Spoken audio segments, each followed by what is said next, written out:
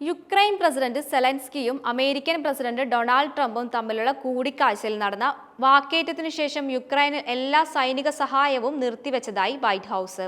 റഷ്യയുമായുള്ള സമാധാന ചർച്ചയ്ക്ക് തയ്യാറാകാൻ Ukraine പ്രസിഡന്റിനോട് Trump ആവശ്യപ്പെട്ടിരുന്നു. യുദ്ധം അവസാനിക്കാനുള്ള ശ്രമങ്ങൾ ഭാഗികമായി ട്രംപ് സെലൻസ്കിയും കഴിഞ്ഞ ദിവസത്തിൽ കൂടിക്കാഴ്ചയിൽ നടത്തി. പ്രശ്നപരിഹാരത്തിന് തീരുമാനമാകാതെ കൂടിക്കാഴ്ച ഒടുവിൽ വാക്കേറ്റത്തിൽ കലാശിച്ചു.